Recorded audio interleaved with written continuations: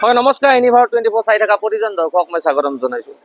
কিছু সময় পিছতে আচলতে আহি উপস্থিত হ'ব ভাৰতৰ প্ৰধানমন্ত্ৰী নৰেন্দ্ৰ মোদী আৰু আচলতে ক'ব লাগিব সাতটাকৈ সমষ্টিত আচলতে সমষ্টিৰ হৈ আচলতে ইয়াত বৰপেটাৰ ষ্টেডিয়ামত আচলতে যিহেতু নিৰ্বাচনী প্ৰচাৰ চলোৱাৰ বাবে তেওঁ আহিব আৰু এই ক্ষেত্ৰত ক'ব লাগিব বৰপেটাত আচলতে যি প্ৰায় 1 লাখ লোকক আচলতে তেওঁ সম্বোধন কৰিব আৰু এই ক্ষেত্ৰত মই কথা পাতিম সকলোৰে চিনাকি মোক আচলতে গৌতম দাস মোৰ সৈতে আছে, মই তেওঁৰ সৈতে কথা পাতিবলৈ চেষ্টা কৰিম।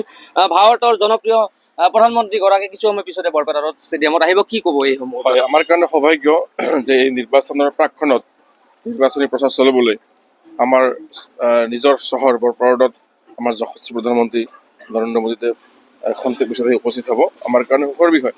আৰু এই নিৰ্বাচনী সভাখন ভৱানীপুৰ সমষ্টিৰ আমাৰ বৰপেটা চহৰত হ'ব, য'ত আমাৰ ভাৰতীয় জনতা পাৰ্টীৰ এজন জ্যেষ্ঠ কাৰ্যকৰ্তা, অসম চৰকাৰৰ মন্ত্ৰী, প্ৰাক্তন অধ্যক্ষ, প্ৰাক্তন বিজেপিৰ সভাপতি ৰঞ্জিত কুমাৰ দাস ডাঙৰীয়াৰ নিজৰ চহৰ। আমি উৎসাহী আৰু তাৰ লগে লগে আমাৰ মানাহ, অভয়পুৰ, বৰপেটা, বজালী, বঙাইগাঁও তেনেকৈ কেইবাটাও সমষ্টিৰ নিৰ্বাচনী প্ৰচাৰ ইয়াত মানে চলাবলৈ প্ৰধানমন্ত্ৰী ডাঙৰীয়া আহিব। গতিকে আমি তেখেতক সম্ভাৱনা জ্ঞাপন কৰিছোঁ। আমি সমগ্ৰ ৰাইজ এই অঞ্চলৰ BTC নন BTC অঞ্চল সমগ্ৰ ৰাইজ আমি উৎসাহী আৰু তেখেতক সম্ভাৱনা জনাইছোঁ। আমাৰ সমাজৰ বা আমাৰ দেশৰ এক বুজন সংখ্যক মহিলা আছে।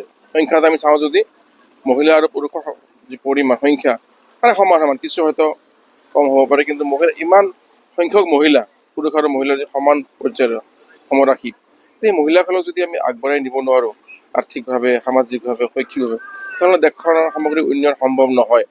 আৰু মহিলাসকলৰ মাজতো যথেষ্ট বুৎপত্তি আছে, প্ৰতিভা আছে, পাৰদৰ্শিতা আছে। গতিকে মহিলাসকলক আমি বিভিন্ন ক্ষেত্ৰত তেখেতসকলক সম মৰ্যাদা দি পেলাই আঁচনিৰে তেওঁলোকক সংঘবদ্ধ কৰি সংগঠিত কৰি বিভিন্ন ক্ষেত্ৰত তেওঁলোকক আগুৱাই লৈ যোৱা আমাৰ প্ৰধানমন্ত্ৰীদেৱৰ এক অভিযান। এই আমাৰ প্ৰধানমন্ত্ৰী মুখ্যমন্ত্ৰী ডাঙৰীয়া সেইকাৰণে মহিলাসকলক অধিক অগ্ৰাধিকাৰ দিছে মানে প্ৰতিটা ক্ষেত্ৰত, আৰু সেইকাৰণে আজি ভাৰতীয় জনতা পাৰ্টীত বা আমাৰ দেশৰ উন্নয়নৰ ক্ষেত্ৰত মহিলাসকল আগবাঢ়ি আহিছে। প্ৰায় 1 লাখ লোকৰ ইয়াত সমাবেত হোৱাৰ সম্ভাৱনা আছে, সেই ক্ষেত্ৰত কিমান হোৱা যেন পায় নেকি? 1 লাখ? 1 লাখতকৈ বেছি হ'ব, 1 লাখতকৈ আৰু বহুত বেছি হ'ব। হয়, মই ধন্যবাদ জ্ঞাপন কৰিছোঁ। আচলতে ক'ব লাগিব যিহেতু মোৰ কেমেৰা সহযোগী দেখাব, আচলতে মই যিহেতু ষ্টেডিয়ামৰ বাহিৰত আছোঁ আৰু ক'ব লাগিব যিহেতু কিছু সময় পিছতে আচলতে যিহেতু ভাৰতৰ যি প্ৰধানমন্ত্ৰী নৰেন্দ্ৰ মোদী আচলতে ইয়াত উপস্থিত হ'ব বৰপেটাৰ ষ্টেডিয়াম আৰু প্ৰায় যি ইয়াত নিৰ্বাচনী প্ৰচাৰ প্ৰায় 7টাকৈ সমষ্টিৰ হৈ আচলতে ইয়াত নিৰ্বাচনী প্ৰচাৰ চলাব। হয়, মোৰ কেমেৰা সহযোগী অবিনাশৰ সহযোগত মই কৌশিক দাস, ইউনিভাৰ 24।